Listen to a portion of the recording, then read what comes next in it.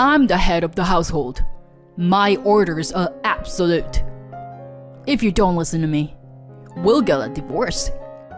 Despite the fact that he was having an affair, my husband was still trying to control me. Why should I have to do everything he says? Fine, let's get a divorce then. Then I changed all the loans to be in his name, so he will realize just how much I supported our life together. My name is Belle.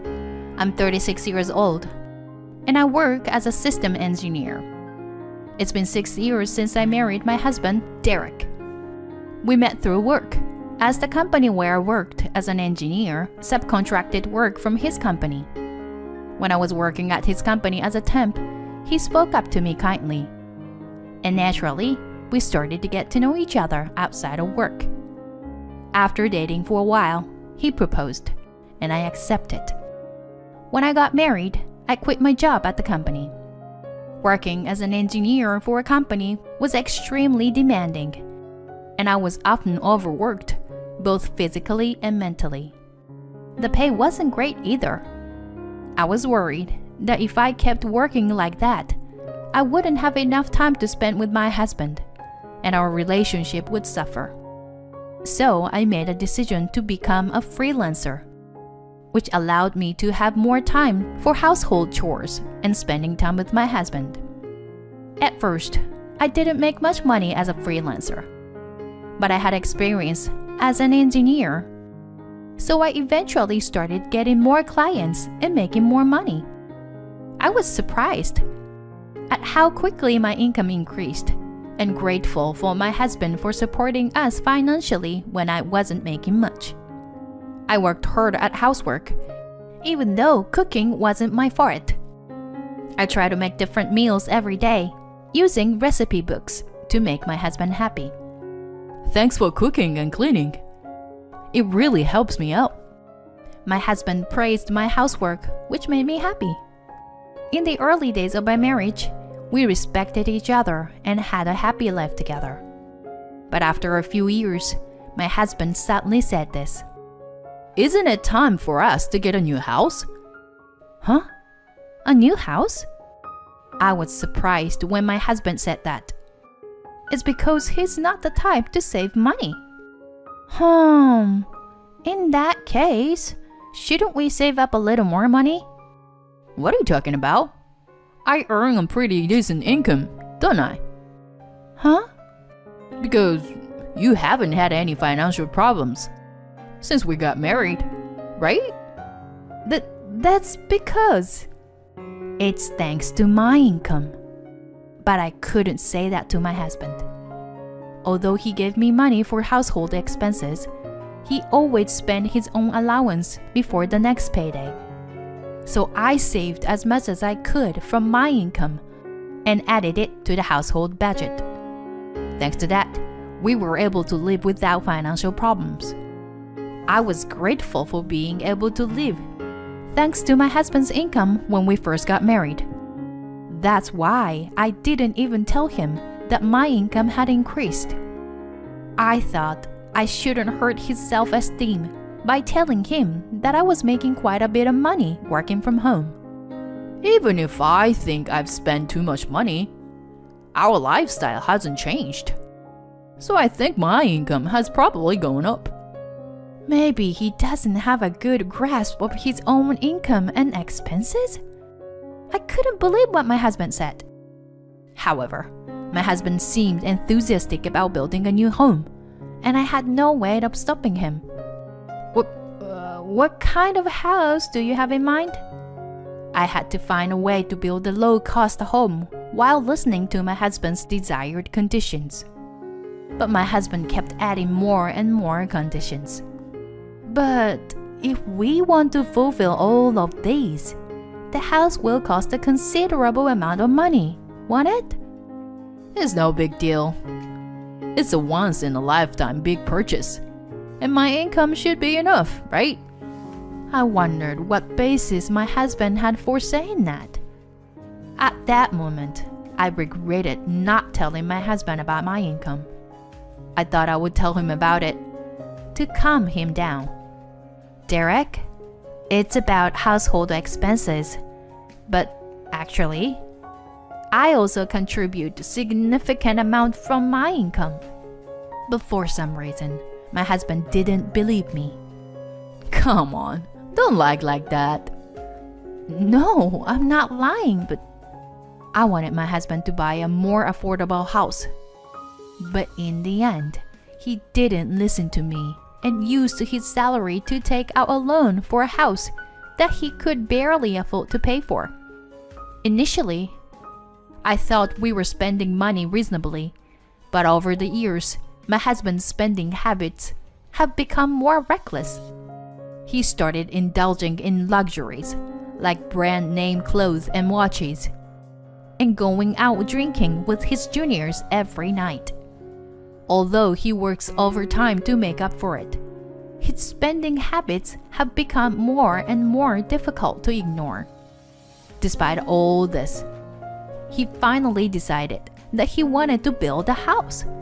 And in the end, he was able to make it happen. Wow, this is a really nice house. A house is a clear sign of success, isn't it? He was right. The new house is awesome. It's definitely worth the price. It's spacious, beautiful, and comfortable to live in. My workroom has become larger, and I can now fit a big desk in it, giving me more space to work comfortably. When your workplace is more comfortable, work can be done quickly and easily, which has helped me become even more productive. I'm grateful for that aspect of it, but our monthly mortgage payments still makes me anxious. My husband doesn't seem to realize it, but we're paying off a long-term loan every month. The house is under my husband's name, but he has a bad habit of overspending, so there is never any money in his account. As a result, I have to deposit my income into his account so that we can pay off the mortgage. I'm starting to feel frustrated with him, and one day, I decided to talk to him about it. Don't you think you've been spending too much lately? I want you to think about things like the mortgage for the house. When I said this, my husband frowned and rebuked me. What are you talking about? Haven't we been able to live a normal life even after we bought the house? If that's the case, then there's no problem. You're just worrying too much about the small details. And isn't it because you were bad at managing your money that you don't have enough? It's not my problem. What? Hold on a sec.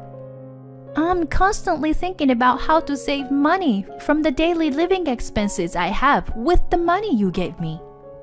And I'm supplementing it with money that I earn for the mortgage and other expenses. So please don't talk to me like that. What's up with you, really? Besides, the money you are putting in is not that much. So don't act like you are so great. The one who earns the most is the greatest. So I'm the greatest. Don't try to give your opinions to me. My husband said that to silence me. I was surprised by my husband's change in attitude. He used to be kind and considerate when we first got married. But since then, our relationship has become strained. We hardly talk, and sometimes we don't even say hi to each other. My husband had started working overtime more than ever before, and often comes home late at night. I wonder if it's okay to continue our married life like this. We're just living under the same roof without even having conversations. If that's the case, it might be better to get a divorce. But if possible, I wanted to reconcile with him. After thinking about it a lot, I decided to take the initiative to reach out to him. However, my husband shattered my determination in an instant. It happened when I went to town to buy a birthday present for a friend. It was a weekday, and my husband should have been at work as usual. But I found him in town, wearing his regular clothes and walking with a young woman I didn't know. I couldn't believe it, but I immediately thought it must be an affair. To find out the truth, I decided to hire a private investigator. About 3 weeks later, I got the results of the investigation and went to the detective agency.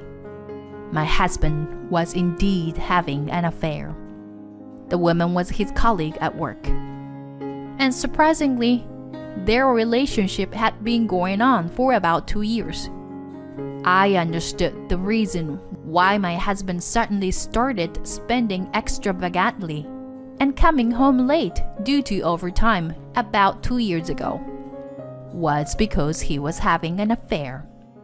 I was immediately filled with anger towards my husband. After all the verbal abuse he had thrown at me, he was the one having an affair. I felt pathetic for trying to protect his self-esteem and our marriage. I decided to abandon all my doubts and take action immediately. When I rushed back home, my husband was sitting on the sofa watching a sports program. I stood between the TV and my husband and spread the evidence of his affair in front of him. "Explain this." When I showed my husband the photo evidence, he seemed surprised for a moment, but quickly changed his attitude. "Oh, that's Meg. She's my new wife." "New wife? What are you talking about?" "Well, now that you know, there's no point in hiding it. Unfortunately, you are no longer needed." "What are you saying?" "Frankly, I no longer have any use for you in my life. But Meg doesn't want to do household chores, so you can stay and do the housework for her." "What? Are you crazy? I would never do something like that." When I said that, my husband's face turned red with anger. "I'm the breadwinner in this household, so my orders are absolute. If you can't listen to me, then it's divorce." Despite having an affair, my husband was still trying to control me. Why do I have to listen to him? "Fine, let's get a divorce." Huh? "First of all, you had an affair, so we can't continue our marriage like this. Let's just get a divorce already." My husband was taken aback but soon agreed with me. "Oh, all right. Don't come crying to me later." "I won't.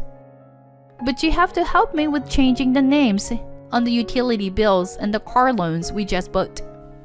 Soon, I changed all the loans into my husband's name and divorced him. He probably thought it was over, but for me, it was just the beginning. You should realize how much I supported your life. The day after the divorce was finalized, I was already relaxing in my new apartment. Then, I received a bunch of calls from my ex-husband. Since he had not yet paid me any compensation, I had not blocked his number. When I answered, he sounded flustered and said he needed to talk. I reluctantly agreed to meet him at a cafe, but he brought his mistress with him. "Well, you two look great together. What's going on?" "Why didn't you tell me? Every month, a large amount of money is being deducted for loans. And why are the food expenses, car loans, utilities, and everything else so high? What are you trying to do by pushing all of that onto me?" "Huh? I divorced you and left that house. So that's only natural. I don't have any other intentions." "Shut up. This is fraud. I'll sue you." My ex-husband and his mistress glared at me while holding each other's arms. They both said it was my fault. But I couldn't give in to such ridiculous accusations. "It's your fault for not understanding the situation properly. I showed you various documents, didn't I? And since the loan for the house was originally in your name, it's only natural that you should pay for it.